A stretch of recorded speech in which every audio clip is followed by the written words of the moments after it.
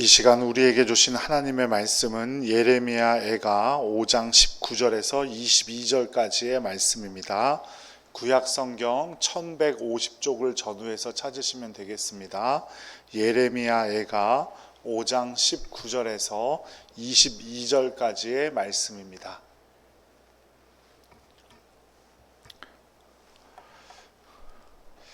하나님의 말씀 함께 봉독해 올리겠습니다. 여호와여, 주는 영원히 계시오며 주의 보좌는 대대에 이르나이다. 주께서 어찌하여 우리를 영원히 잊으시오며 우리를 이같이 오래 버리시나이까. 여호와여, 우리를 주께로 돌이키소서. 그리하시면 우리가 주께로 돌아가겠사오니 우리의 날들을 다시 새롭게 하사 옛적 같게 하옵소서. 주께서 우리를 아주 버리셨사오며 우리에게 진노하심이 참으로 크시니이다. 아멘. 오늘도 수고 많으셨습니다. 우리 옆에 분들과 함께 인사 나누겠습니다. 사랑합니다. 축복합니다. 참 잘 오셨습니다. 명절 앞이네요. 뉴스 보니까 대전도 차가 엄청나게 밀린다고 하더라고요. 오시느라 너무너무 고생 많으셨고, 명절이 되면 아무래도 마음이 좀 번잡하시긴 하시죠. 그죠? 별거 하는 거 없는 것 같으면서도 명절이 되면 마음이 좀 붕 뜨고 또 좀 번잡스러운 것 같기도 하고 그런 것 같아요. 명절이랑 별로 상관없이 살아가려고 하는 저도 그런데 얼마나 그러시겠어요. 명절 준비 끝까지 잘 하시고 이번 명절들 오고 가는 길들 안전하게 잘 다녀올 수 있기를 간절히 기도드립니다. 그러니까 어떤 사람도 나를 힘들게 하는 일, 괴롭게 하는 일들을 만나기를 원하지는 않을 거예요. 그럼에도 불구하고 때로는 나의 상황과 여건 그리고 나의 마음 속에서 삶이 무너지는 순간을 경험할 때가 있죠. 관계의 어려움일 수도 있고 건강의 어려움일 수도 있고 물질의 부족 때문에 그럴 수도 있습니다. 그것은 믿는 자와 믿지 않는 자를 가리지는 않죠. 오직 그럴 때 어떻게 반응하느냐에 따라 결과가 나뉠 뿐입니다. 예수님께서도 집을 짓는 것에 비유하면서 이런 사실을 말씀하신 적이 있어요. 마태복음 7장에 나오는 이야기죠. 반석 위에 집을 지은 사람에게는 비가 안 오고 홍수가 안 오나요? 그렇지 않아요. 반석 위에 반석 위에 집을 지은 사람이나 모래 위에 집을 지은 사람이나 똑같이 비도 오고 바람도 불고 홍수도 옵니다. 그런데 반석 위에 집을 지은 사람의 집은 어떻게 돼요? 무너지지 않고, 또 똑같은 상황을 겪어도 모래 위에 집을 지은 집은 그 무너짐이 심하게 되죠. 그러니까 어디에 뿌리를 내리고 있느냐에 따라 어려움의 상황을 어떻게 맞이하느냐 그 자체가 달라집니다. 모두들 이런 어려움을 이기기 위해서 왜 노력을 하지 않겠습니까? 그죠? 다 노력해요. 다들 각자 어려움을 겪지 않도록, 또 어려움을 이기기 위해서 수단과 방법을 가리지 않고 최선을 다할 겁니다. 삶의 무너진 부분을 회복시키기 위해서 누구나 다 정말 최선의 노력을 해요. 그러면서 마음속으로는 바람을 갖게 되겠죠. 속히 이 문제와 상황이 해결되었으면 좋겠다. 나에게도 빨리 좋은 시절이 왔으면 좋겠다. 이런 마음에 바람을 갖게 됩니다. 그런데 문제는 우리가 누구의 자녀예요? 하나님의 자녀라는 사실이에요. 우리 하나님의 자녀로서 우리는 무너진 상황 앞에 어떻게 반응해야 할까요? 오늘 말씀을 보면 무너진 상황으로 인해서 너무나도 괴로워하고 있는 인물이 나오는데 바로 예레미야 선지자죠. 예레미야 선지자는 자신의 나라가 바벨론으로부터 엄청난 고통을 받고 또 완전히 무너졌다는 사실에 너무나도 괴로워하고 있습니다. 예레미야는 이루 말할 수 없는 고통과 슬픔 속에서 하나님의 자비를 구하는 기도를 드립니다. 그리고 오늘 본문에서 보면 예레미야는 우리라는 표현을 반복적으로 사용하고 있어요. 그러니까 모두가 기도해야 할 문제이다라는 사실을 절실히 느끼고 있는 거죠. 그리고 나만 회복돼서는 안 되고 우리 모두가 회복되기를 원한다는 마음을 드러냅니다. 예레미야는 예루살렘과 유다의 멸망으로 충격에 빠져 고통스러워하고 있는 이들을 잊지 말아달라고 하나님께 기도하고 있어요. 또한 우리 죄 때문에 지금 고난을 겪고 있음도 고백하죠. 분명히 해야 할 것은 죄의 실체가 무엇인가 하는 것인데요. 예레미야가 5장 6절에 이렇게 말합니다. 함께 읽겠습니다. 우리가 애굽 사람과 아수르 사람과 악수하고 양식을 얻어 배불리고자 하였나이다. 이게 예레미야가 말하는 죄의 실체예요. 하나님을 의지해야 할 하나님의 백성들인데 하나님을 의지하지 않고 그때 당시에 큰 나라였던 애굽 사람과 아수르 사람과 악수를 했대요. 그들을 의지했대요. 세상의 권세들과 손 잡았다라는 거예요. 이게 예레미야가 가지고 있었던 자신의 민족의 죄의 실체였습니다. 그래서 어떻게 되었다고 고백하냐면 5장 7절 말씀 함께 읽죠. 우리의 조상들은 범죄하고 없어졌으며 우리는 그들의 죄악을 담당하였나이다. 아멘. 그 결과 조상들은 다 나라 망해먹고 사라져 버렸고 그들의 죄악을 지금 우리가 담당하여 이런 고통을 당하고 있습니다 라고 말하고 있는 거예요. 그리고 8절에서 16절까지 쭉 범죄의 결과에 대해서 쭉 나열하고 있어요. 그 충격이 지도자, 청년, 노인 이르기까지 다양하고 범위가 넓어요. 이처럼 죄의 결과는 모두에게 영향을 끼치는 거예요. 나만 죄 안 짓고 살아가서 될 문제가 아니라는 거예요. 또한 조상뿐만 아니라 남은 자가 된 자신들에게도 멸망의 책임에서 면책되지 않았다. 그 책임이 우리에게도 있다라고 예레미야는 고백하고 있습니다. 우리도 이 점을 잊지 말아야 합니다. 죄는 우리의 일상 속에서 아주 작은 것일지 모르지만 죄의 결과는 참으로도 많은 세대와 영역에 영향을 끼치는 거였어요. 아담과 하와를 보세요. 열매 하나 따먹은 죄인데 모든 인류에게 영향을 끼쳐요. 그래서 그 죄를 우리는 원죄라고 부르죠. 그 결과 하나님과의 관계는 완전히 단절되고 죄 가운데 영원한 죽음 가운데 거할 수밖에 없는 존재들이 되었어요. 그 죄에서 벗어날 수 있는 방법은 뭡니까? 오직 주님의 긍휼을 바라고 주님의 자비로 우리의 죄를 용서해 주시는 일밖에 없었어요. 그래서 예레미야는 자신의 죄, 자신의 민족의 죄, 조상들의 죄를 가지고 하나님 앞에 기도하기 시작한 겁니다. 그리고 주님께서 이미 언약해 주신 것처럼 자신들을 회복시켜 달라고도 기도합니다. 주변의 강대국보다 영원하신 하나님의 통치가 더 크고 강하기 때문에, 그것을 믿었기 때문에 예레미야는 하나님께 그렇게 기도할 수 있었던 거예요. 예레미야가 5장 21절 말씀을 함께 읽어보죠. 여호와여 우리를 주께로 돌이키소서. 그리하시면 우리가 주께로 돌아가겠사오니 우리의 날들을 다시 새롭게 하사 옛적 같게 하옵소서. 아멘. 예레미야가 바라는 미래의 모습이 구체적으로 언급되어 있지는 않지만 옛적같이 회복시켜달라, 아마도 다윗의 시대를 말하는 걸 거예요. 모든 유다 사람들이 품었던 소망, 다윗의 시대를 회복하는 것, 그거 말하고 있는 겁니다. 그리고 마지막으로 하나님의 자비가 없다면 자신들은 무력할 수밖에 없다는 사실을 또한 고백해요. 예레미야가 5장 22절 함께 읽어볼게요. 주께서 우리를 아주 버리셨사오며 우리에게 진노하심이 참으로 크시나이다. 그러니까 자신들이 돌이킬 방법이 없다. 자신들의 힘으로는. 하나님께서 자신들을 자비롭게 여겨주셔야만 한다. 영원히 변하지 않는 하나님의 자비와 긍휼만이 자기를 고칠 수 있다. 나를 돌이킬 수 있다. 이 말이에요. 우리에게 그 고백이 있기를 간절히 바랍니다.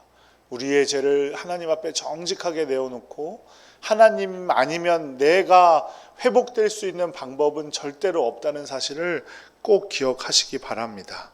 이런 예레미야의 모습을 통해서 우리는 무너진 상황 앞에서, 우리의 현실, 어려운 현실들 앞에서 어떻게 반응해야 하는지를 두 가지로 좀 살펴보고자 합니다. 첫 번째는 우리의 죄를 회개해야 한다는 거예요. 우리가 병원에 가면 가장 먼저 의사 선생님에게 하는 행동이 뭡니까? 의사 선생님이 뭐부터 물어봐요? 어디가 불편해서 오셨어요? 그러면은 맞춰보세요 이러나요? 말 안 해줄래요?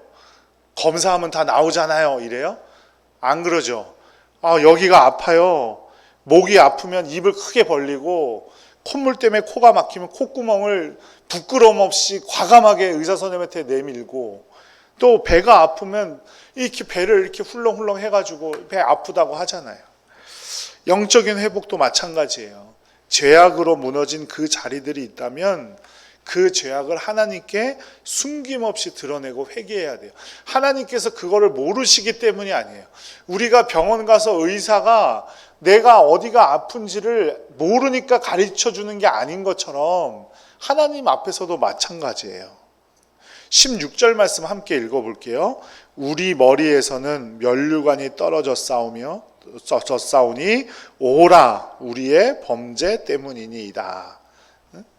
자신들의 범죄 때문이다라고 고백을 했어요. 그 죄악 때문에 나라는 어려워졌고 많은 사람들이 전쟁에 내몰리게 되었고 결국 나라는 망하고 백성들은 포로로 잡혀가는 그런 수치와 모욕의 시간 앞에서 예레미야는 다른 것에서 이유를 찾지 않았어요. 하나님께 죄를 지었다. 하나님을 더 섬기고 하나님께 더 나아가야 하는데 그렇게 하지 못하고 애국과 아수르와 같은 사람들과 손을 잡았다. 그것을 회개했던 겁니다. 죄 가운데 빠진 사람은 그 감각이 둔화되어 있기 때문에 자신의 죄를 깨닫지 못하죠. 그래서 회개하기보다는 다른 방법으로 자신의 문제를 해결하려고 합니다. 그러면 점점 더 하나님과 멀어지고 옳은 방향을 찾지 못하게 되죠. 병을 고치려면 어떻게 아픈 것인지 어디가 아픈 것인지를 정확히 알아야 하는 것처럼 우리의 무너진 상황들, 슬픔과 어려움들을 판단하기 위해선 우리의 고통의 원인을 정확히 알아야만 합니다. 그것이 우리의 죄 때문임을 분명히 우리는 기억해야 됩니다. 그저 괜찮다고 말하는 것 아무런 도움이 되지 않습니다. 하나님은 사랑의 하나님이시기도 하지만 공의의 하나님이시기도 해요. 하나님은 분명히 우리의 죄를 심판하시는 분입니다. 그리고 그 죄를 뉘우치고 회개하며 돌아왔을 때 그제서야 긍휼과 자비를 베푸시는 분이에요. 이스라엘의 죄가 아까 하나님을 숭배하고 예배해야 하는 사람들이 하나님이 아닌 강대국을 숭배했기 때문이라고 말씀드렸죠. 현대인들로 치자면 하나님을 섬기며 살아야 할 사람들이 자신의 재미, 자신의 출세를 위해서 그것들을 더 숭배하고 살았던 것, 그것이 죄라는 겁니다. 지난 주일에도 말씀드렸듯이 바로 자기중심성. 하나님이 앉아야 할 자리에 자기가 앉으려고 하고 하나님의 주인인 자리에 자기가 앉으려고 하는 것.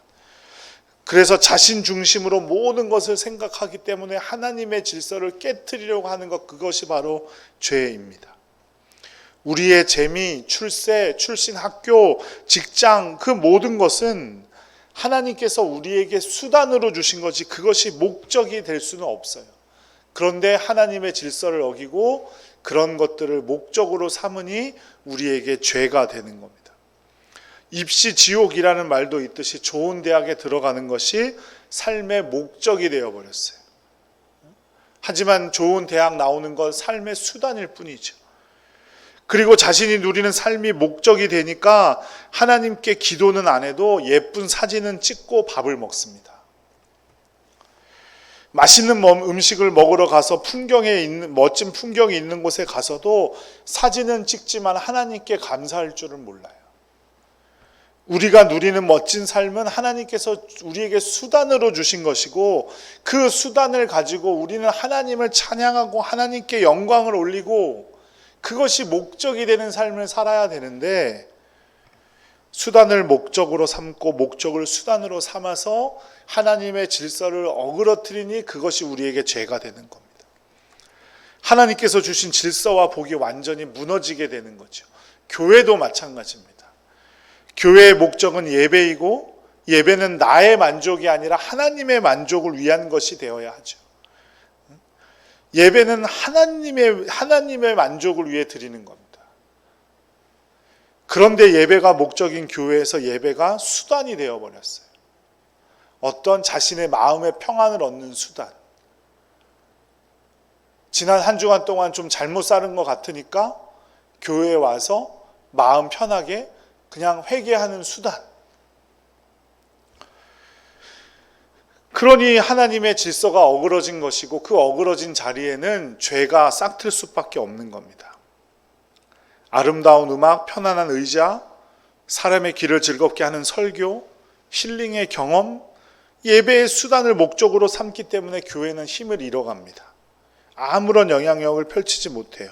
교회를 향한 하나님의 질서가 무너져 버리는 거죠. 출애굽 당시 10가지 재앙이 있었습니다. 거기에 나오는 것들 자체가 재앙입니까?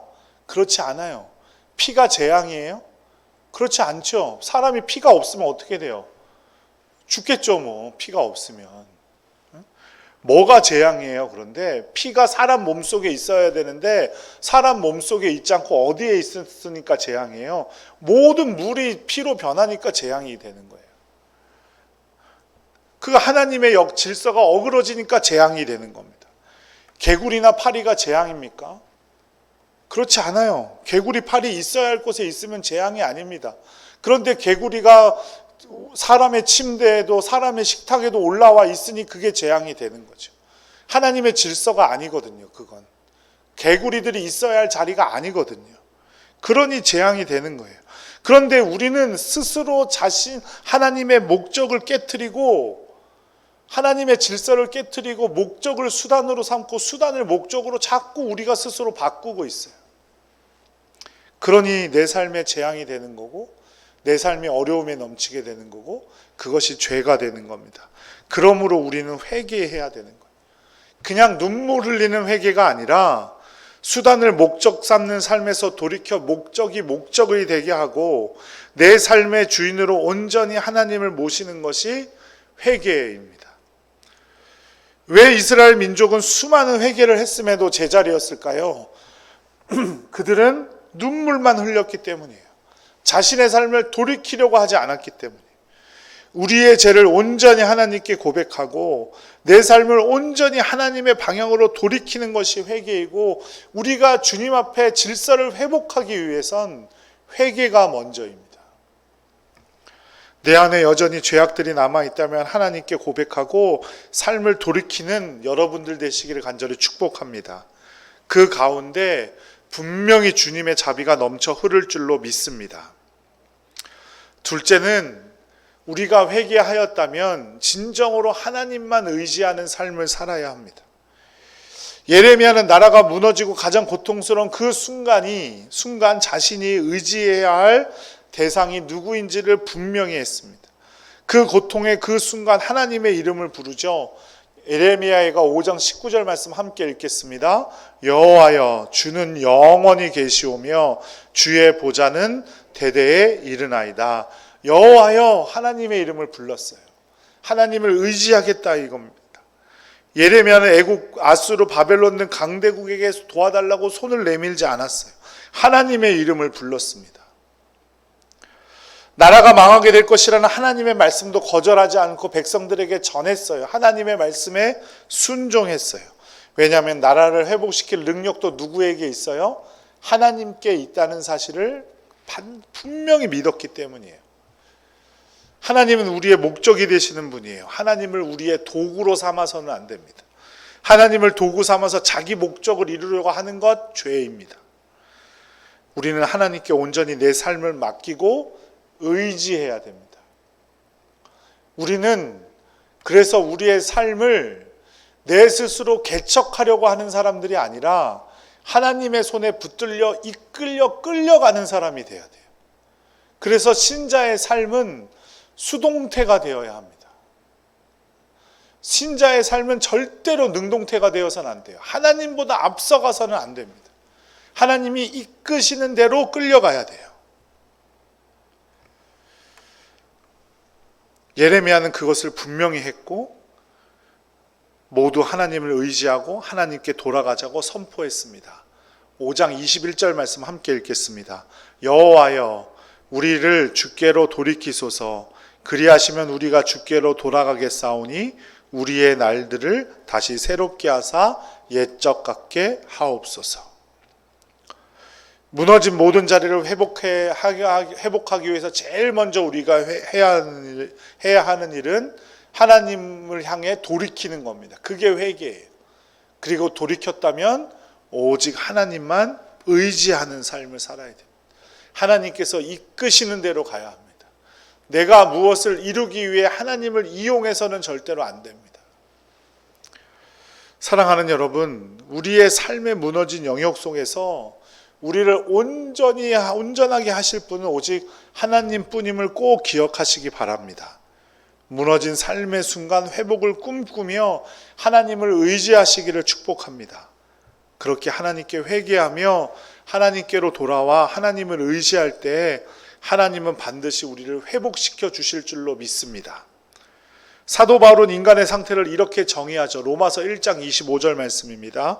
시작. 이는 그들이 하나님의 진리를 거짓 것으로 바꾸어 피조물을 조물주보다 더 경배하고 섬김이라. 주는 곧 영원히 찬송할 이시로다. 아멘. 하나님의 진리를 거짓 것으로 바꾸어 피조물을 조물주보다 더 경배하고 섬긴다. 이게 인간의 죄악된 모습이라는 거예요. 그리고 나서 사도 바울은 쭉 뭘 말합니까? 사람이 짓는 죄의 형태들을 쭉 이야기를 하죠. 우리가 영원토록 찬송할 분은 하나님뿐인 줄로 믿습니다. 우리가 더 경배하고 섬겨야 할 분은 하나님입니다. 내 안에 무너진 상황이 있을 수 있어요. 그럴 때일수록 세상의 방식이 아니라 하나님의 방식대로 하나님께 자신의 상황을 정직하게 고백하고 하나님을 찬양함으로 돌아와 하나님을 의지하는 복된 백성들 되시기를 간절히 축복합니다. 바로 그때 하나님께서는 우리에게 놀라운 회복을 허락하여 주시고 그 어려움 가운데서도 분명히 우리를 이기게 하실 줄로 믿습니다.